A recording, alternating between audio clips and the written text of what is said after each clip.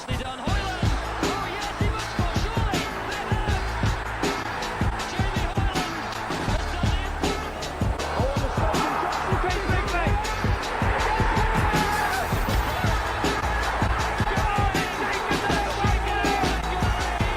Chris Hussey's got space to defend. Hussey inside the box. Tries to square it back. An opportunity. It's there for Tom Shaw. And Berry take the lead. One leaves a crowded base with the very difficult goal there. He's got the right foot. He shot. Oh, what a big goal. And still the mighty Shakers. Hello and welcome to the Mighty Shakers podcast, Series 3, Episode 5, proudly sponsored by AC Ventilation, BIMTech Technology and iLevel. This week we are joined by a very special guest, former Bury player and Shifnal Town captain, Kyle Bennett. Welcome to the podcast. So, Kyle, the first question that we ask people when they come on the podcast is, what is your first memory of Bury Football Club? My first memory was actually coming to watch Elliott play, believe it or not. Obviously, I remember Elliott was on loan for half a season, and I used to come watch him quite often.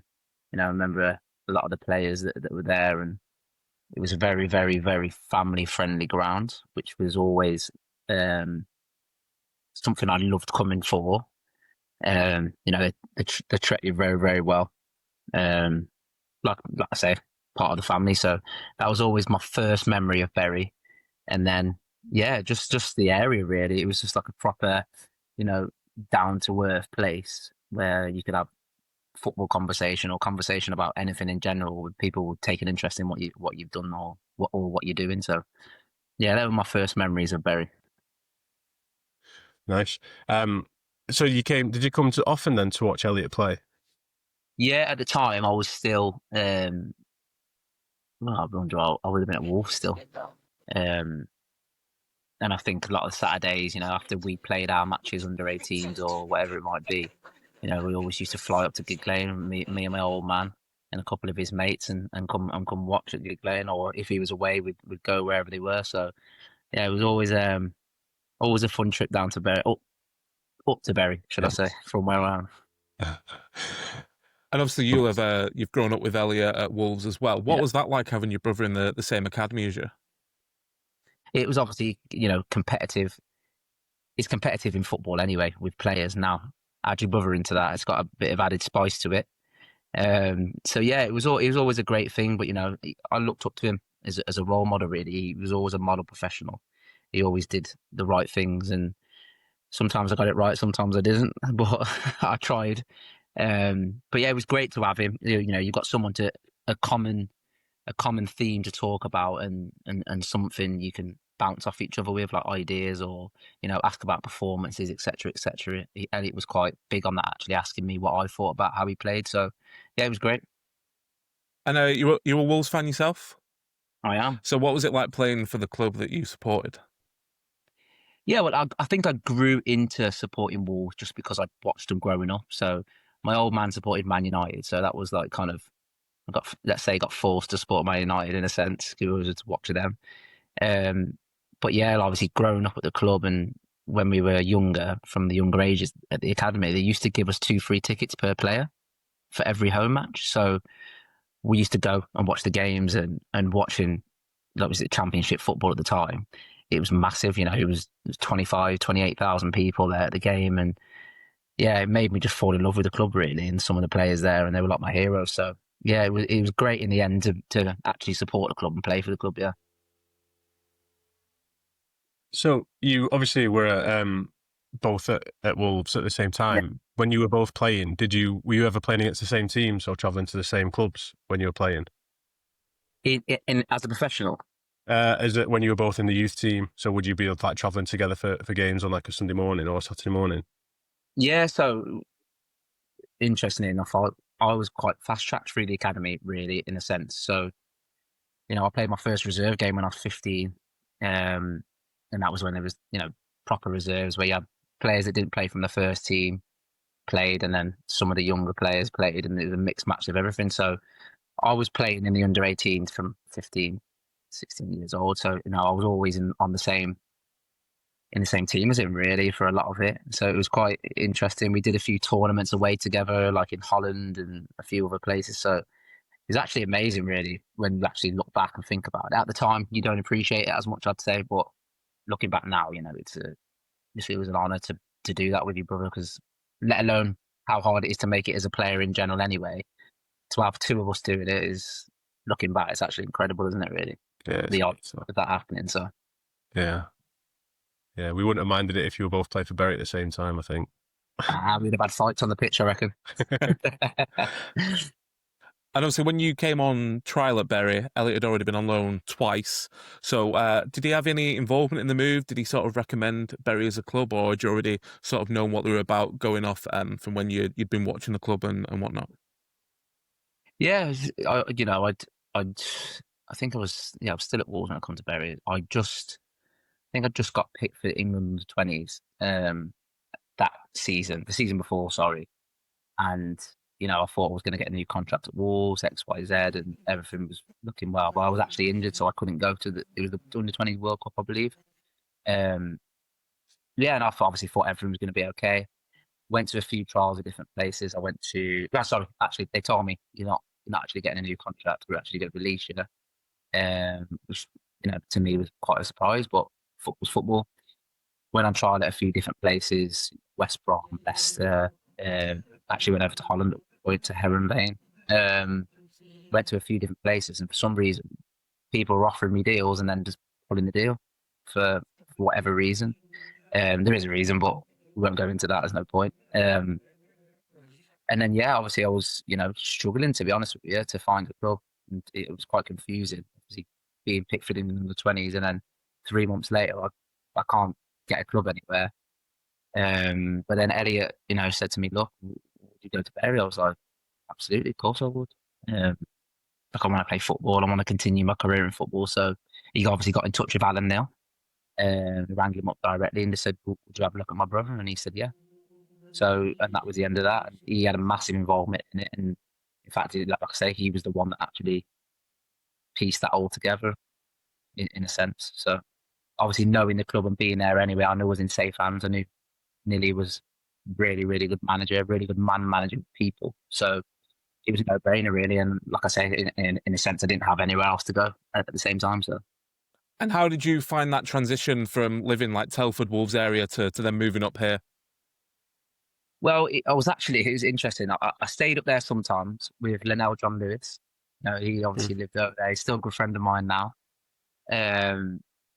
But remember Neil Cutler, he was the goalie coach at Villa and XYZ. So he actually lives not far from me in Bridge North.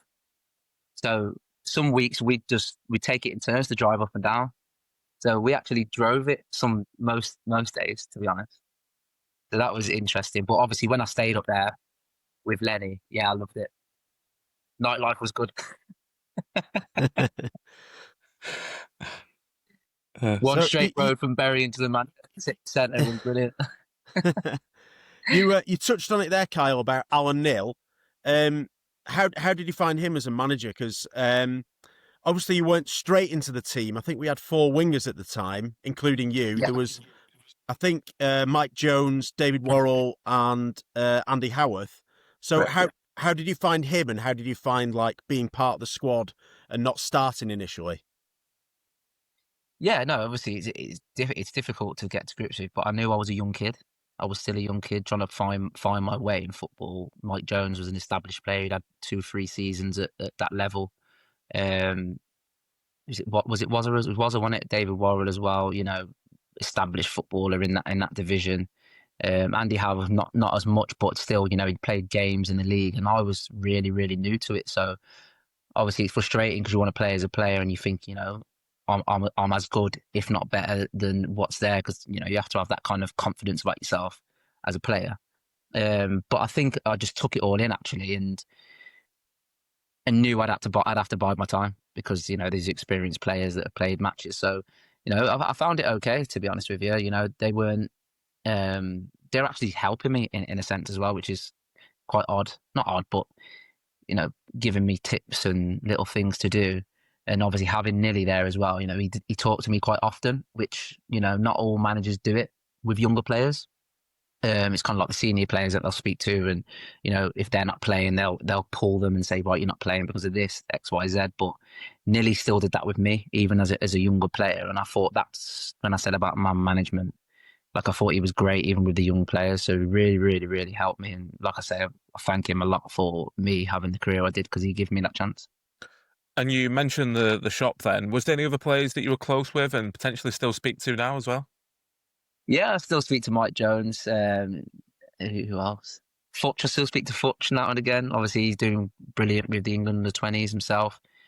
I touch base with him because obviously I do coaching myself now. So he's someone good to lean on about it. I'm trying to think who else I still speak to. Obviously, I still speak to the Shaw, the big Shaw. Andre Jones, obviously. So I still speak to a few of them. Obviously, like football, you're in it for 10, 15 years and you meet so many people. It's hard to stay in contact with everyone, but from Bury, there's actually quite a few that I still speak to, yeah. And one player you would have known was Andy Bishop, and he has sent a question in. And Go he on, says... It's going to be something crazy, I know it is. He said, who do you think is better looking, yourself or Elliott? Tough one, that. Not really. It's not a tough one. It's got to be me, and I've got more hair on my head than him. Bish said you would say yourself, yeah. Yeah. Why would Bish say that?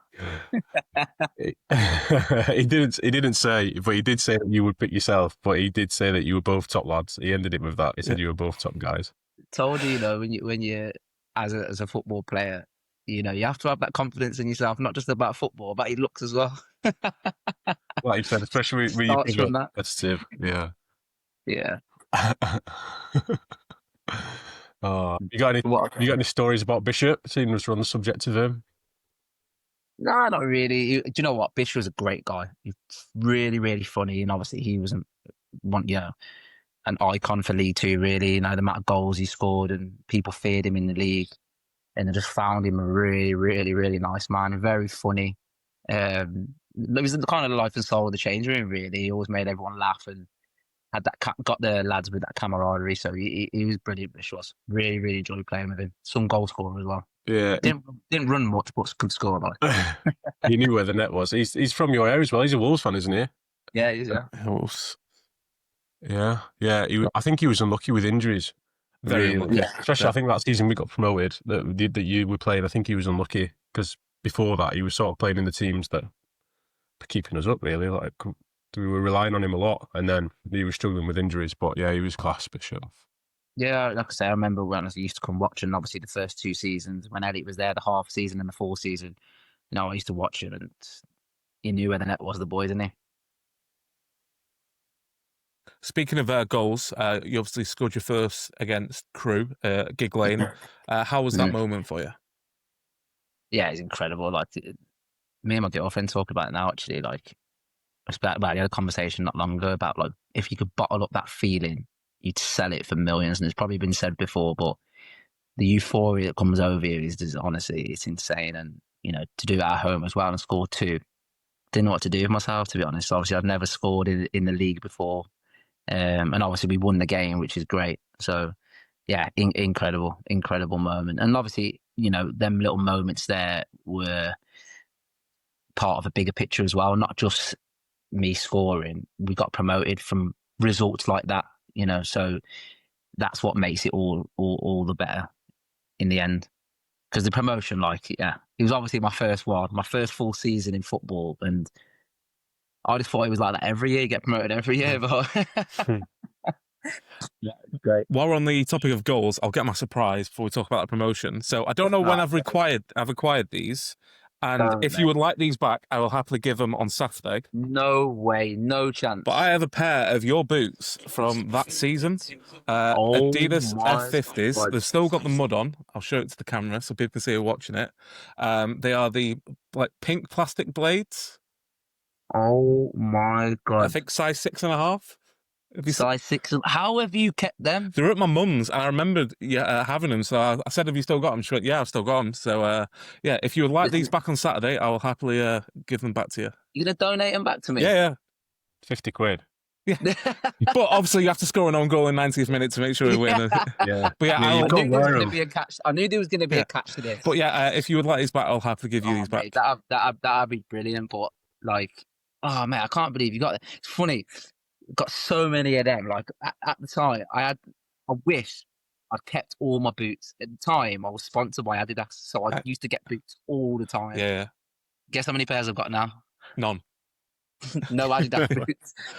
Give them all away to people like you. See, I was probably past 17 years old. I was probably like, Carl, have your boots. Carl, have your boots. Yeah. I'm gonna put a little post out there. See all the people I've ever given boots. I want them back. Yeah. It's funny that, isn't it? Because like people collect boots and things, but what do people do with them? Do you think people wear them who they would fit? Like obviously they're not going to fit you, Mike. No. But like, do you think somebody would wear them if they fit? Probably like the younger lads, yeah. Like, I'd imagine Yeah. like if people now like in the A block were getting the players' boots, obviously not because they're like the people like us, but if you're same size and you're like the hero, you might try it on. I guess. If you give them a run out, them F50s or what? Nah, mate, I've probably not been size 6.5 since about 7 years old. So I'm currently a size 13. So Well, I'm going to take that as an underhanded dig there. no, it's yeah. If it was a shirt, maybe. Actually, probably not. No, because I'm a bit taller, but I've got. What do you mean?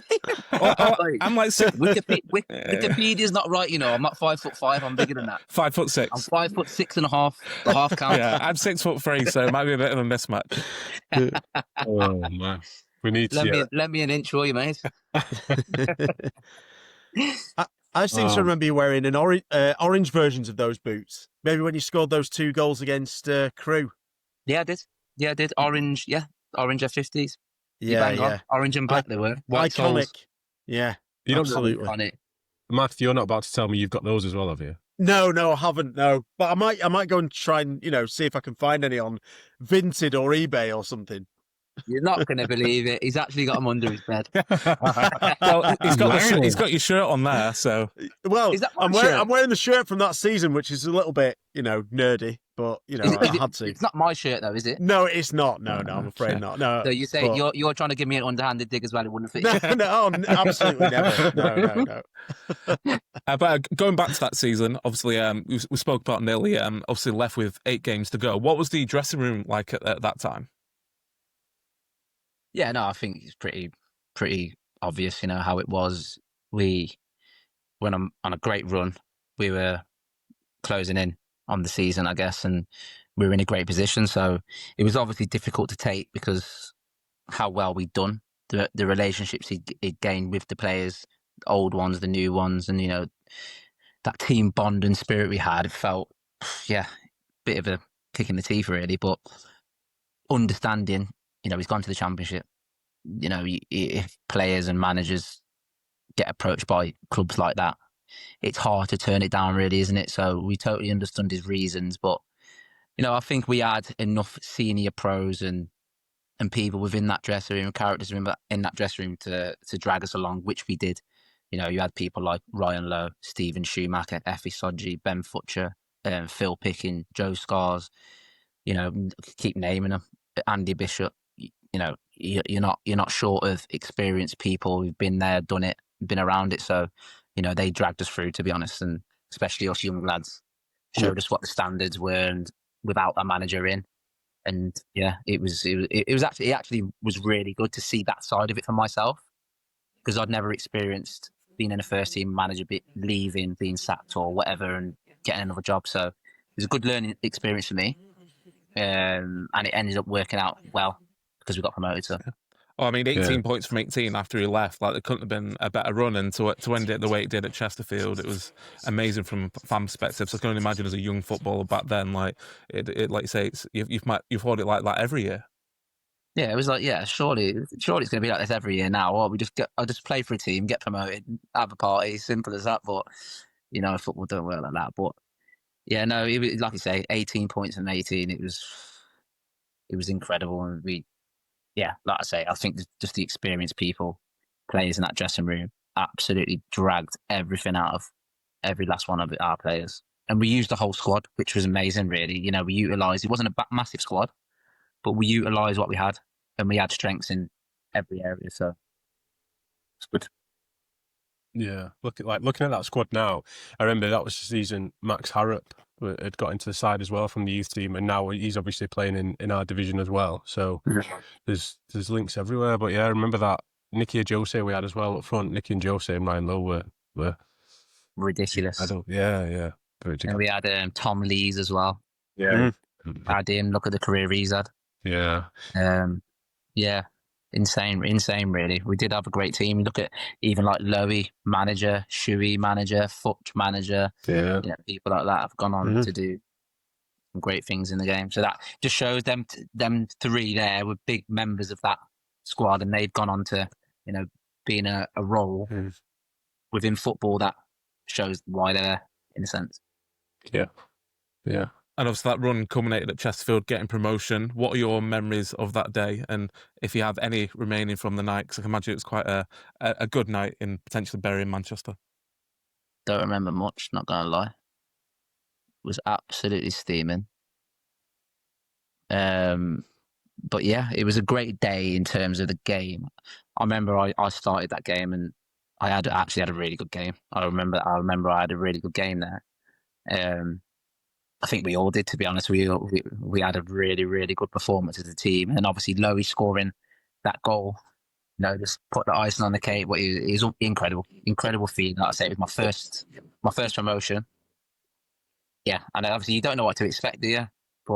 But seeing what it means to even the experienced players, the fans, the managers, and whoever is involved in the club means everything, doesn't it? So it was, when you actually take a step back and think about what you've achieved over the course of a season. It's a long old season, you know, League 2 one, long old slog. So to do it at Chesterfield, the champions at the time, was even sweeter, I think.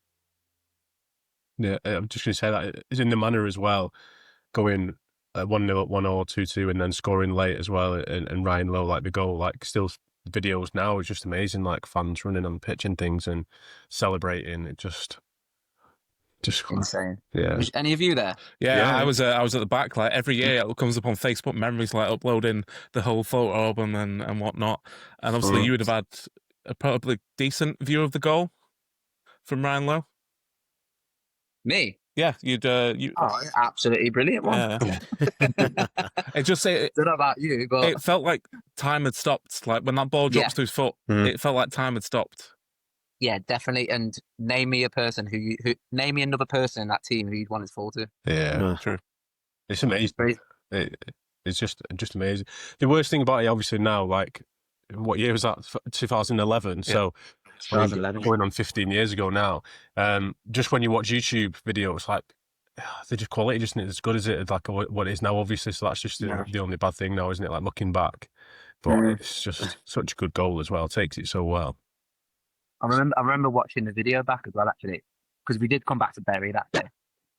And I remember the coach pulling back into the stadium and everyone was waiting outside, and we went to that little thing at the side of the stadium where we went in. Yeah, social club. Yeah, and got absolutely bladdered, like, but Yeah. that was fun. Yeah. We were in there. I remember being in there, and I remember Ryan Lowe jumping up and down on Phil Picken's car outside. Was it not Tom Walsh's car? I'm sure it was Tom Walsh's maybe. car. And he was fuming because the roof got dented. Yeah, it was Walsh's car. It was Walsh's car. It was. Very funny. Class.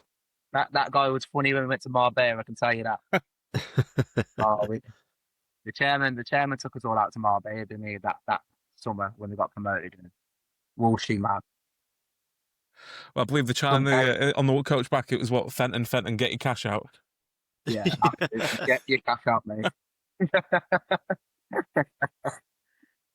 Yeah. Oh, class. So obviously the following summer, you left to join Doncaster Rovers, obviously moving up to the Championship. Did you just have enough of us? Was it because Mike took your boots? I didn't have no boots to play in. Doncaster offered me a pair of boots and a Snickers to play, so I said, yeah. Yeah. No, it was obviously Bury offered me a deal. It was a good deal, to be honest with you. But for me as a young player, you know, and the team that Doncaster were at the time, you know, it was full good players. It was a philosophy of football that I wanted to play in. Obviously, Nilly had left; it was signed for anyway. Obviously, I love Richie Barker as well because he was the manager, but he didn't sign me. And obviously, the chance to play in the Championship, I've said the same about Nilly. It's pretty difficult to turn something like that down. So, at the age that I was, for me, I was ready to climb the ladder as quickly as possible to get to that Premier League. So, it was difficult to turn down. Even though, as much as I love Bury, and would love to have stayed, it was the right move for me at the time. Yeah. Can't, like you said, you can't fault it, can you? Especially when you'd been at Wolves and then come to Bury and then going back to that level for Doncaster back in the Championship. Dean Saunders was the manager, wasn't he?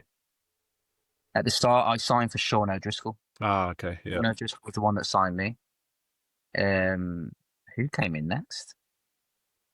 We had a fair few. At Donny, I can tell you that.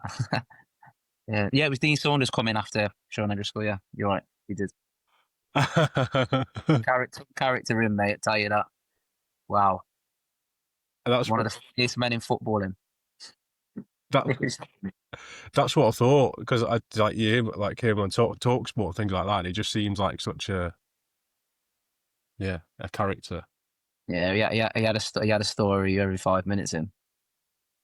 Don't know if most of them are true or not, but he had a story every 5 minutes. It's brilliant. I don't know if you probably heard it on like other podcasts and other stuff before, talking about Dino. And so we used to do like trainer of the day and all that on a Friday. And we used to play like small-sided, young viol, whatever. We used to bring in mad prizes and that, like, for the players. So we bring in, flat screen TV, 40, 50-inch TV, you win that. You like genuinely win it. New set of golf clubs, like worth $2,000, take them. Random CD player, DVD player, all this random stuff. And then one day he brings in a racehorse. You get a share in a racehorse. His racehorse is just galloping through the training ground. Honestly, mental. Absolutely mental. I didn't win, by the way. He actually gave it to the assistant manager. It was all a fix. Yeah, he probably already had a share in it. That's why. Yeah, his Lord. Yeah. If you can catch it, you can have it back. He is a character. Yeah. Oh, that. Mike's just found a photo. How I'm going to share this now. Oh no. How do I share it? How young do I look? It's from the promotion. It's from in the Do you social. want me to try and share it, Dubs? Yeah, can you do it, one? Yeah, please. With the shades on. With the shades, can you see it? I'm trying to zoom in here. Yeah, having a right go, I am. Have you taken that photo, Mike? Yeah, I used to take camera everywhere. Yeah, he's having a right go, the boy. That's probably like 8 o'clock at night. That was, but like, you look at like the blackberries and stuff. Can you just zoom in on the wrist, please? What is on the wrist? Please don't tell me that is a G-Shock or what. It's like it looks like a red watch. Yeah. It could be a G-Shock, that. Yeah.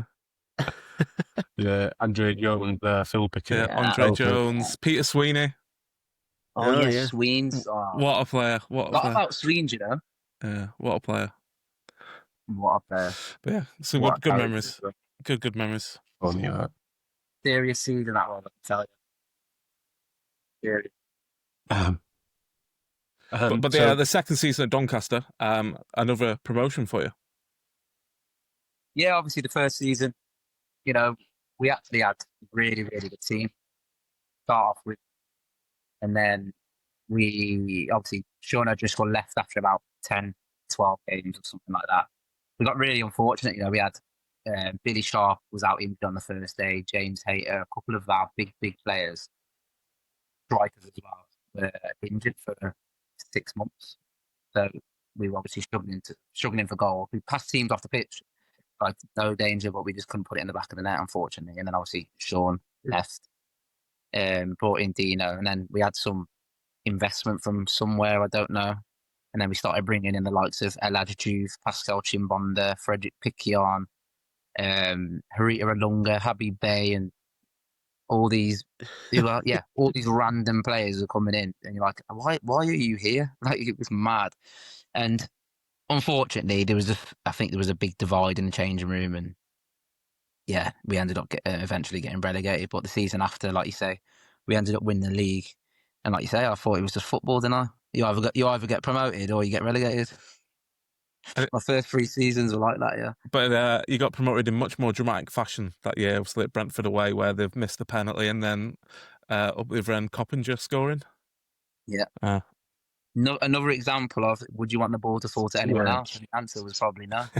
Yeah, interesting. That was an interesting game. Very, very interesting game. You've only ever seen that once before, and that was well after that with Watford, wasn't it? When Watford did it. the Leicester. Yeah, very similar. Very similar. But what a game to be involved in. What a game. Isn't it amazing how things like that fall to those players like James Coppinger, like Doncaster legend, like played so many games for him, and then in a moment like that where they've hit a bar and counter-attacked, and he's literally just squared it to somebody, and it's him. Like, yeah, it's class. But there's also a thing with that though as well is everyone thinks, look, people like Ryan Lowe, they just know where to be at the right moments, and it's actually a skill. It's a talent and skill. Like everyone always says, "Oh, Ronaldo scores tap-ins and stuff like that." But no, it's a skill and an art to be able to put yourself in them positions. So people like Lowe and Cox were always like that, you know, putting themselves in that position. So yeah, you wouldn't want it to fall to anyone else, but up here they've pre-planned it surely. Yeah. And then after that, it was a couple of loan spells, and then to Portsmouth, so another part of the country for you to play in. How was your time down at Fratton Park? Yeah, absolutely loved it. You know, I'd probably come of age a little bit as well. Started to understand life a little bit more. Not to the full, but a little bit more. Started to appreciate certain things, and obviously the fan base down there is actually absolutely incredible. You know, it's mad. It's lives and breathes football. I was talking about this not long ago a lot. There's places you go to around the country, and you know you'll see Man City shirts, Man United, Liverpool, and all different types of shirts. But in Portsmouth, you just see Portsmouth, and the kids are all wearing Portsmouth gear, and yeah, it's just one of them places where everything's Portsmouth. So great place to be, and obviously we've got another promotion there as well. So that was obviously nice. We joked about getting promoted every season, but you did all right, didn't you? Out of promotions. You know, yeah, no, it's not bad. You know, it's mad because interestingly, I played with Michael Doyle. You'll remember Michael Doyle, midfielder, Coventry, Sheffield United, and places like that. Our promotion, I think Doyle was 34 or 35 when we got promoted, and that was his first ever promotion in football. Wow. And he's played in the Championship from League One Championship through his whole career. Never been promoted before, and that was his first promotion. So, you know, when you get like I have, luckily enough to have 3, makes you realise, you know, it's not something that happens every year, and they are moments to be cherished and to be proud of, really, because I had to get 3 and Doyle had 1 by the time he was 34, 35. Yeah, kind of put a bit of onus on it for me, really. Yeah, and despite like what your age may have been at the time compared to his, like you become the experience in that team as well, don't you? Because you've been there and seen teams over the line like at Bury and winning the league with Doncaster as well. Yeah, definitely. I think, like you say, I think games make experience, don't they? So you can be 24 and be experienced if you've played that many games. So I think people look up to you, and football's a small world, so players know players, and if you know that someone's been around the block for quite a while, people start to trust your opinion, trust your what you're saying to them. So yeah, you do become experienced. And like I say, I don't know how many games I played at that point, but it wouldn't have been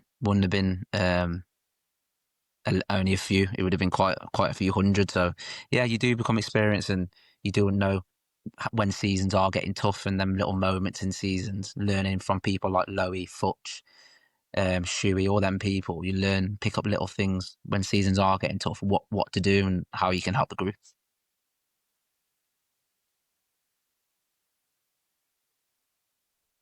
And then from Portsmouth, you went on to play at Bristol Rovers.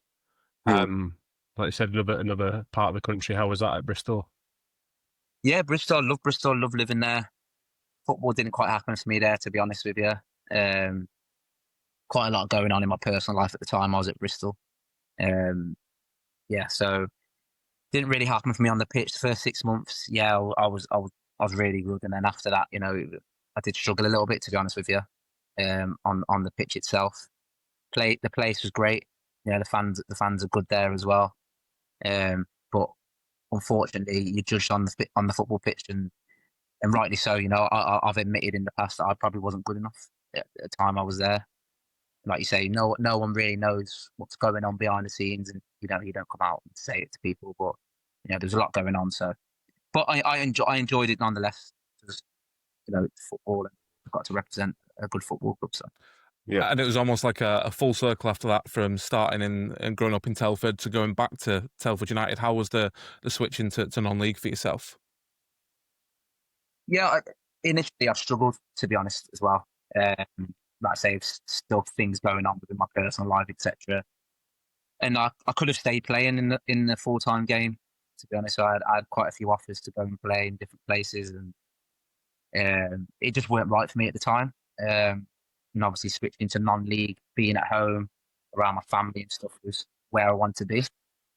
But training twice a week, and no disrespect to Telford, by the way, because it's a great club and stuff, but it just weren't done how I was used to it being done, like standard and stuff like that. So I did struggle a little bit, being honest. In the standard of football, obviously the players you're playing with aren't as good as what you're used to playing with. So sometimes you might make a pass and you're like, why is he not there? And yeah, it took a lot of getting used to, but that's something you have to adapt to, and it is different.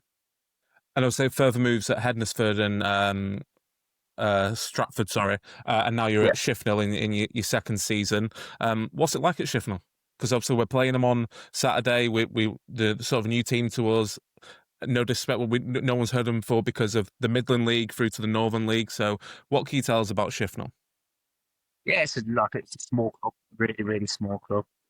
Family club. It's like a lot of families, kids come watch the games. Don't mind my dog; he's just going nuts in the background. Yeah, it's a family club run by a local businessman. But yeah, no, it's a really good club. It's round the corner from my house, which is nice to me.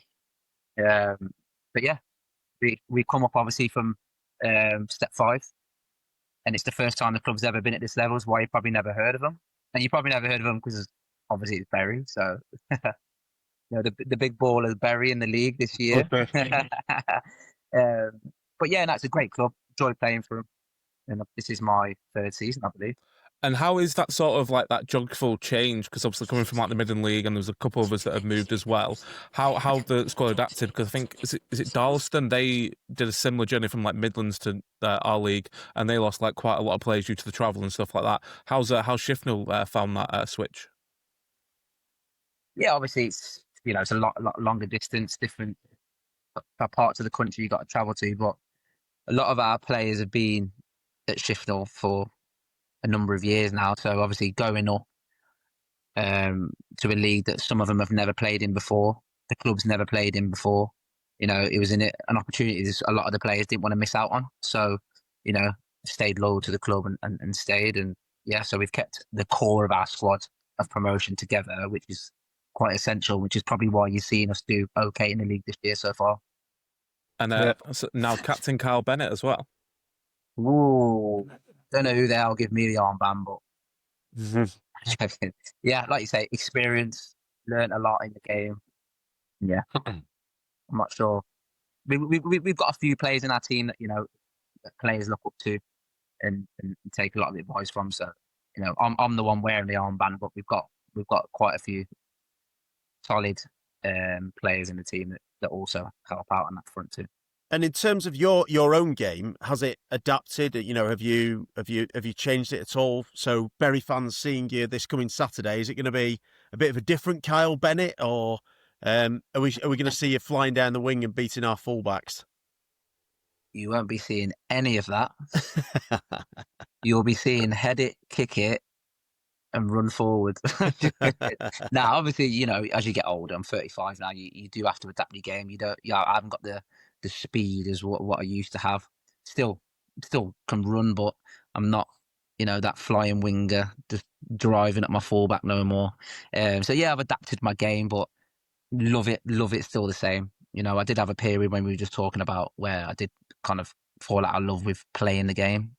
But obviously recently, it's not a job anymore. I do it as a hobby. It's fun, and I choose to do it now. So it's I found a new lease of life in football actually. So yeah, I'm really, really enjoying it. But you're definitely going to see a different me, that's for sure. So you can go around kicking everyone. Hey, I play centre back now, don't I?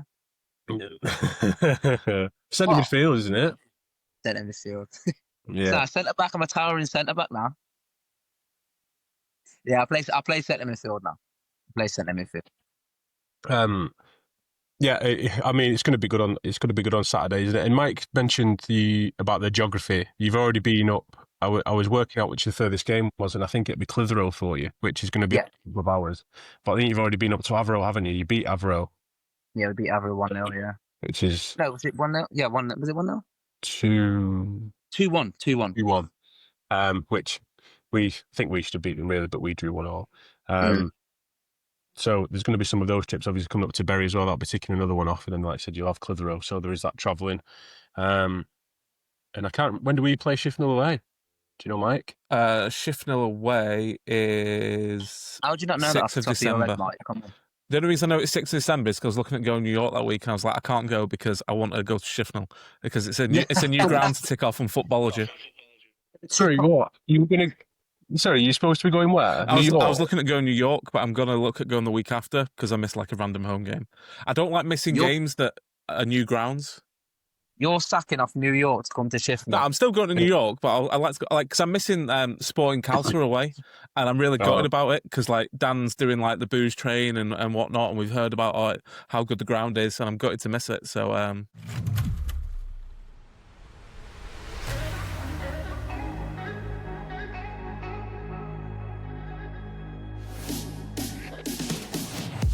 BIMTech is a digital engineering company specialising in fully coordinated, clash-detected MEP models for the construction sector. Bringing together expertise from engineering, computing and media, we're expanding with offices in Manchester, Glasgow and Hungary. It's our commitment to detail, innovation and world-class service that has led us to work with some of the biggest players in the UK, including Skanska, NG Baileys, SES, Briggs & Forrester and Lang O'Rourke. What's the ground like at Shiffnel for our fans ahead of the away game in a couple of months? It's a typical non-league ground, but it's immaculate actually. The pitch is pretty good as well.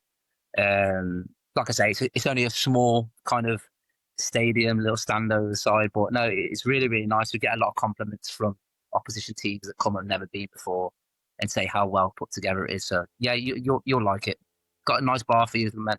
And will you travel well this weekend? Do you normally take like a decent size away following? Nah, not really. We don't get massive following. We don't have a massive home crowd, to be honest. Like we've had games in the FA Cup where we did quite well last year. The town gets together and comes to them types of games. But on a week-to-week basis, we're competing with people like Wolves and Telford, which get quite a decent following. So it's it's pretty difficult to attract as many people. So, but we get some, and the ones that do follow are followers. So yeah, that's nice. And the week before you actually play Bury in December, you've got a lovely away trip to look forward to. You are off to Lower Breck. Have you heard? What the one after? One before. So you got Lower Breck away and then Bury at home. Oh, lovely stuff! Can't wait. So yeah. You've Lower Breck it's a lovely ground, and I'm sure you'll love it. Yeah. Taking a sarcasm. Yeah. And the November as well, is that what? Yeah, 29th of November, Lower Breck, and then Bury on the 6th. Best time to go. You know what I didn't realise until a few days ago? That Bury's your pitch is now 3G. Yeah. Didn't realise that. That's what one of the players said the other day. Actually. Yeah, it was awful in the 23-24 season. Like there was huge patches. There was like just pieces of turf rolled over it, and it really impacted the back end of the season. Like quite a free-flowing football under Dave McNabb, and like the ball was holding up and there was sand everywhere. It wasn't great. And then since we've had when we first had the 3G, it was like really slow because of the obviously it hadn't been used much. But then after we played Earlham at home last year, it started to be able to zing around and play some nice football on it. But yeah, it'll change quite a bit since you would have last played on it. Yeah, no, I did have a look at a picture the other day and I saw it. And it looks like a nice 3G, to be honest. Looks like it's been laid well and looks green, not yellow. Yeah, a bit different to what you get at Lower Breck. It's good. We've got good crowds. Crowds probably, I think they'll be above what you were playing in front of. At least the average attendance. Really? Yeah. We had the last night. There was 2,900 last night against Runcorn. So there'll be over 3,000 on Saturday, won't there? Yeah, That's amazing. Amazing. It's good to see. It's good to see that the club's back. Obviously, loving what happened to the club at the start when obviously everything went bad, but it's great to see it back up and running. Just obviously the memories of what I've got there and a lot of players and stuff. Great to see it back up and running, and obviously getting the backing it deserves. So it's brilliant. Yeah. And just something to touch on as well. Like obviously you're wearing your academy shirt. Do you want to tell the fans a bit about what you're doing now and with the 23 Academy? Yeah. So I've set up the academy about just over 3 years ago now. We run all types of different programs for kids. We do anything as low as 3 and 4 year olds. We do that on a Saturday morning. And then we go obviously into the older kids. We do that. We basically coach every day. We do different sessions like finishing factory for strikers. You remember Jake Jervis played striker, like me and him, best friends. He lives around the corner from me. He coaches with me now. He puts on a session for the young kids how to score. We do like a fitness club. We do like holiday football performance camps. We coach in schools. Currently doing a few at a private school. So they want us to go and do their sessions. We've got 2 teams in the Midlands Junior Premier League. We've just entered into. What else? Yeah, do football party. We do everything basically, but all with top coaches. My brother coaches with us sometimes. We've had Daniel Udo coach with us, who plays for Salford now, and a lot of players you might know him actually. There's a couple of a lad called Carter Lysett. He's at Russell. Plays for Russell. A lad that plays for Aberystwyth, who was at Newtown last year. Yeah, so we've got like quite an extensive coaching team that have played to a good level. So passing on that knowledge and know-how to kids is brilliant. So yeah, I'm loving it. I'm loving my new role in life, being a role model. And obviously, as a coach now, like what's the sort of the biggest thing you might have taken from a manager and to introduce into your coaching game? Is there anything that sort of stuck with you from one certain manager in your career, and you've gone, right, okay, when I'm coaching, I want to try and bring that to then put onto the players as well? Yeah, I think the biggest thing is probably people first, and that's a massive thing. I think if you can touch the person, you can touch the player, because you're a person before the player. So I think relationships with players affect how a player performs. Now, if your relationship's good and you get to know the person first, I think that is the biggest driver for a player, in my personal opinion. Yeah, I just think that it's massive, to have someone that understands you as a human being first, rather than, footballer. He should be doing this, that, and the other. What about you as a person? Like I just said for myself, I had things going on in my personal life, and if a coach doesn't know that, and you can't speak about things to a coach, and you don't feel comfortable, they're going to wonder why your performance is affected, and now they're getting on to you, and it's making it worse. So I think relationships and understanding the person is massive. Good answer. And then just before we finish the interview, Dan has got a quick fire prepared for you. Come on, Dan. We've got quick fire questions. You ready? Yeah, how quick do I have to be? Quick. Messi or Ronaldo? Messi. That was quick. Favorite ground that you've played at? Upton Park. Thought you'd have said Gig Lane. Hey! Worst away ground? I don't think you've played there yet. Accrington Stanley. Yeah. What is the best match that you've played in? Doncaster Brentford. If you could eat one dish for the rest of your life, what would it be? Ackee and saltfish. Nice. What is your Nando's spice level? I could go very hot, but I like Peri Tamer. Yeah. What would be your perfect 5 items on a full English breakfast? 5 items. You gotta go toast, beans, bacon, sausage. That's 4 in it. Tomato. Yeah. It isn't as bad as Pablo Mills. He was a couple of years after you at gig, but he said fish fingers. No, he's making a mockery out of an English breakfast, man. Is there anything that you would get rid of from football? Oh, Like, so some things a bit like VAR's usually one, oh yeah, VAR. Like 100% that would be. and then It's horrendous. Will, who comes on the show, usually on the show with us, he had a bit of a moan about players not celebrating against their old club. So people should be allowed to, because you did that once, didn't you, when you scored for Doncaster against Bury? Of course I celebrated. Listen, you lot let me go. That's all I'm saying. No, I think, to be honest with you, celebrating against your old club, I think it's as long as it's respectful. Yeah. Not like goading the fans or anything like that. Adebayor, that kind of jobby. Yeah. I think celebrating is, you're playing for that team now, so you should celebrate scoring. What is the team going to say? Right, we're not going to beat that team today because, well, he used to play for us. No, it don't work like that, does it? So I think celebrating is a nice thing. Yeah, I agree. I'm only one. I watched the highlights before, and you could have had a couple more, to be fair, actually, in that game. Yeah. Someone moved the post, didn't they? Do you have any superstitious pre-match routines? Superstitious, not necessarily. No. No. Is there anything that you do? Do you have any sort of routine, something that you need to do before a game? Normally, I put everything goes right first before left. That's probably as far as it goes, to be honest. Seems to be quite common that a few people have said that. Yeah. Yeah. I think a lot of people have like mad stuff like about their breakfast, like all that. I've never really had anything like that. It's just put your sock on, put your boots on, and go and have a kickabout. Yeah. Enjoy yourself. Yeah. But you can overthink it, I think. Yeah. Class. And then, so ahead of Saturday, we touched on it a little bit already, but you're looking forward to it. Have you got any expectations for the game? Have you heard anything about Bury so far from our level of that we're now at and how we play?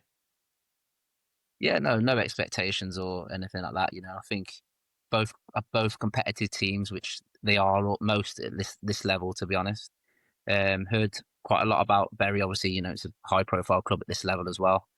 Obviously the fans are going to be a big part in the game. But obviously you've got to try and, as a Shiffnal player, you've got to try and turn them fans against their own players in a sense, if you can, frustrate them, frustrate Bury. But yeah, I know you play a good brand of football, which is good because we like to as well. We like to get the ball down and play. So hopefully it'll be a good watch rather than watching the ball in the sky all the time. Hopefully it'll be on the Astro a little bit more than it is in the air. So, but yeah, I'm really, really looking forward to coming back to guys. Yeah. Seeing how it is now and hopefully seeing a few people that are still there that were there when I was there. So nice. Well, I'm sure you'll get welcomed by supporters unless you score. Okay. I hope so. That is. If I score now, I'm coming to slide in front of you. Yeah, you need to go over. You need to go over to the corner where all the fans are. That's where everyone loves. All the opposition players love going to the south stand, left corner, and just shushing the crowd. If you do that, you'll fit right in like every opposition player. Yeah. There you go. I'll be honest with you, mate. I don't get past the halfway line, so. Just watch out for the lad who'll be waiting outside asking for your boots. Yeah. Listen, I'll be waiting outside waiting for him to give me them boots. Yeah, you can wear them. Yeah, definitely. Nice one, mate. Thank you very much. That was good. Thank you for coming on the show. Yeah. So, going back to the game on Saturday against Shiffnel Town, after the extended break that we had at 12 days or so, we got back to winning ways. with a 3-1 win over them in the FA Trophy. What did you guys make of that? What did you think, Matt? Yeah, I was really pleased with it. I thought it was probably like the perfect game for us. We had that break, and then, I mean, no offense to them particularly, but they weren't as good a quality opposition from what I could see as like Stalybridge and some of the other teams that we're playing. And getting the early goal really helps. You know, that's exactly what we've needed in recent games. So yeah, I thought 3-1 flattered them. To be honest with you, I thought we were dominant throughout, and just a shame we couldn't extend. You know, the amount of goals we won by in the second half, because we had umpteen chances. So yeah, I was really pleased with it. Yeah, I think like we said on the podcast before the break that the weeks off will do as well. And Will said like we'll come back, we'll score a load, and it certainly felt like that in the first half. Like we completely obliterated them. Probably could have been 5 or 6 at half time. Like they didn't look anywhere like the team that we were competing with in the counties. So I don't know what's gone wrong there for them to go from such heights of the way they were playing in the counties to what they're doing now. But yeah, it was a bad performance from them. I think they had 1 shot on target in your stats piece you've done, Dan, and obviously it's the goal which came from our mistake anyway. So without that, like they haven't created anything in 90 minutes, which is really good. Obviously, they've been at this league for a season already, so we've seen the good performances against like the Runcorn and the Wivenshaws, and some of the bad performances earlier on. So we sort of know what level we've got to achieve to get those results now, as we look to push on at the weekend. Yeah, I agree. I think it was like you said, the perfect game, wasn't it, to come back into? And like I said, no disrespect Withenshaw, but I think they are going to be closer to the bottom than the top, and hopefully we'll be closer to the top than the bottom. So even after the poor form that we've had, there was definitely a golfing class there, wasn't there? I don't know if they've had a lot of turnover of players, because they obviously got relegated, didn't they? And then they got a reprieve because Widnes went under. So I don't know if they've had a big change in squad, because I know in the summer I think they had quite a few players who'd signed and gone, like Chris Dagnall and random players like that who'd played friendlies for them and then gone. So I don't know if that's anything to do with it, but they struggled, didn't they? Domain Rouse, captain for them, former Bury player, went off at half time, didn't he? The game passed them by, really. They had financial difficulty as well, didn't they, last year? So I think that affected them quite a lot. Greg Hall, the keeper at the time, obviously he posted a lot about it on social media. He left, went and Droylsden, but I think he's left there now. They had that big lad at centre half. They had that skinhead in the middle. I think it was their captain. He scored in our first season back at Gig in the away game. He scored in that one. So obviously there's been a high turnover. Rory Fallon left as well. Obviously he was quite highly rated as a manager. And their manager seems to be like no nonsense. I saw he did an interview the other week. It was like in the change room, and he seemed no nonsense. So yeah, I felt a bit sorry for the fans, because like it's probably one of the bigger away attendance we might see at Gig Lane. Obviously a couple of hundred, whatever it was. And yeah, I just don't feel like the performance even got anywhere near like appreciating the support. Obviously we've seen bad performance over the years, but yeah, I said to mates like they would probably struggle in the counties the way they were playing at times. They didn't really own it. Like for the third goal, Kieran Glynn's got like 20 yards of space, and like the ball's just dropped to him on like the centre circle, just inside their half, and their whole defence has dropped off and given like 10, 15, 20 yards of space, whatever it was, and he just unlocks the defence and Kai slides it home. Yeah, it was good to see Kai score as well, wasn't it? Because he was probably one of the players who've been getting a bit of stick from those who like to give it out on Twitter anyway. So it was good to see him score. And obviously Gabriel Johnson as well starting. He's been on the bench, hasn't he, and coming on for DJ in the games that we played so far, really. Good to see him get 2 goals, and just that we scored 3 goals early on because of the way that we've been playing and not scored that many goals, really.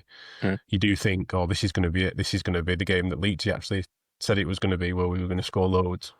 And I think it's natural that you get to half time and you're comfortable, that you don't kick on, do you? Especially when it's a cup game and you've got Runcorn on the Tuesday following. You can see why, don't you? But then it just makes it a bit of a slow 45 minutes for probably fans and the players playing the game as well. But yeah, the game was done at half time, so like you can see why they might have like slacked off second half, because there was no real need to get out of first gear really. Again, no disrespect to Wivenshaw, but they were just outplayed in that first half. And yeah, like good confidence boost. Good to see Gabe on the score sheet. He provides a completely different option to what we're used to with DJ, in terms of his hold up play and the way he sort of behaves, dropping in deep as well. So yeah, it's good to see him getting a couple of starts now and some good competition for that number 9 role. I think as well, it was great to see Gomez and Pai as well, back full-backs like they were, in a back four more the first half of last season. And I really thought they were both class, and they linked up so well with the wingers in front of them. Rusty on the right, Kai Evans on the left. I thought they were class, and Connor Pai quite rightly got man of the match. I thought he was outstanding, yeah. Yeah, we've talked a bit, haven't we, about the shape and changing around, but I think it definitely looks to be suiting us again, doesn't it, with the fullbacks and the wingers and getting them into the game. And Kai Evans has definitely looked well on Saturday. Looked really good, getting stuck in, creating chances and scoring a goal. Midfield looked like Fogarty and Carroll as well, like on it. And yeah, we agreed with the match sponsor, which is quite rare. But yeah, Connor Pai for a change. So then taking that on to last night, it was into the Runcorn game, which was they unbeaten so far. I think 6 games, maybe 2 cup games and 4 league games. Tough game. It was set out to be, but we absolutely continued on from Saturday, didn't we? Like that first 10 minutes, 15 minutes, I was like, wow, this is. We were frightening, weren't we? We deserved a goal in the first 15 minutes, never mind the first 45. Just played so well. Pretty much the same team from Saturday, just the one change with Aidan Walker coming back in, but Josh Gregory after his suspension. But we were so good. We were just so good. We were really, really unfortunate, really, not to score in the first half. I thought. Yeah, like it was a really good performance. I was a bit worried going into it because I think like even Dave McNabb said in his interview that it's going to be like a big test. It's the game he's looking forward to. Obviously, like you said, they were unbeaten. Their striker had scored 7 already this year or something like that. So we knew it was going to be a tough test. Obviously, they signed a couple of Widnes players. I know they've said afterwards they've got injuries and stuff and whatnot, but they were still a very strong team. Obviously, they're that big number 7 that as soon as I saw him step out, I've been texting Dan saying he's going to cause problems all night just because of the size of him and his press early on. But yeah, it was good to see we're able to like play him off that park for the majority of the game. Probably 75 minutes or so. They barely had a sniff. They had that free kick in the first half, which went just past the post. But again, that came from us giving us the ball away in our own half. Was it a free kick? Was it not? Probably not. But if that was against us, you probably want the free kick. And then obviously we do get the goal. Having seen it back, it does take a slight nick to take it past the goalkeeper, but those are sort of luck you take during the season. I'm sure probably one go against us at some point. And then yeah, an incredible save from Mitch late on to keep us in the lead as well. Yeah, I was really impressed last night. I thought from the first whistle, as you said from the outset, they seemed to be so up for it, and not just up for it in terms of competing for everything, just in terms of the football we were playing and dominating the possession, which is what we want to see us do, And yeah, I was really impressed, and really pleased for Rusty as well, to get his goal, because going up a division, I'm sure each of them are thinking, I want to prove myself at this level. I want to, and he's not got he hadn't got a goal. I know he got an assist on Saturday.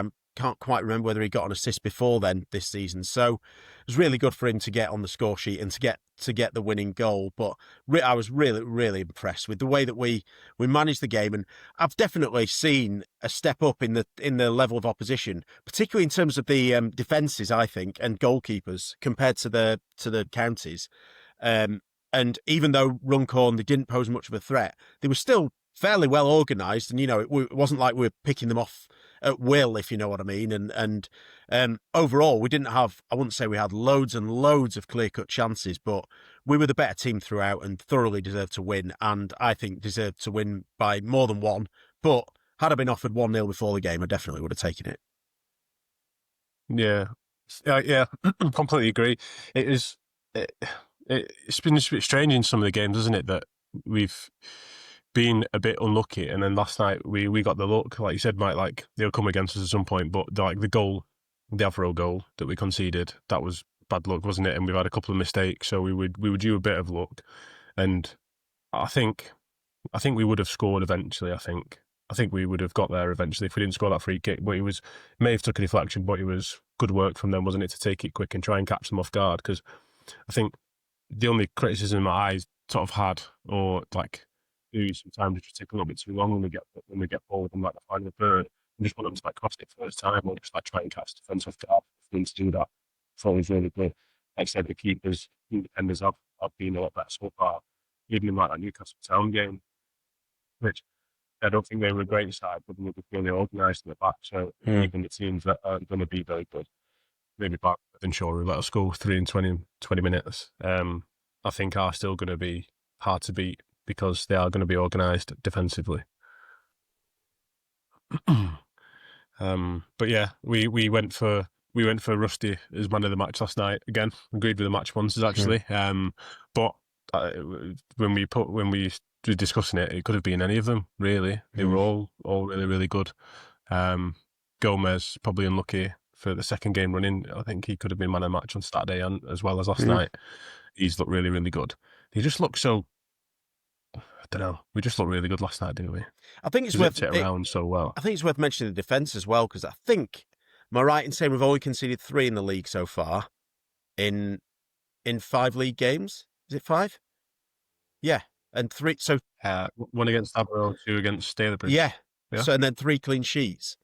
So amidst all, and I've been as bad as anyone else worrying about our form and everything, I think it's worth saying we've been solid at the back. It's not like teams have been, getting, opening us up all the time or whatever. We've always kept pretty resilient at the back. So, and even with centre backs missing and other defenders missing, I think they've defended really well.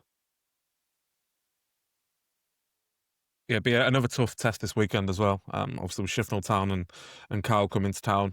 They've started well, obviously second, a couple of games in hand on us at the moment, but everyone was not writing them off, but because of the step up and like move sideways almost with the league from Midlands to us, like everyone wasn't expecting to do well.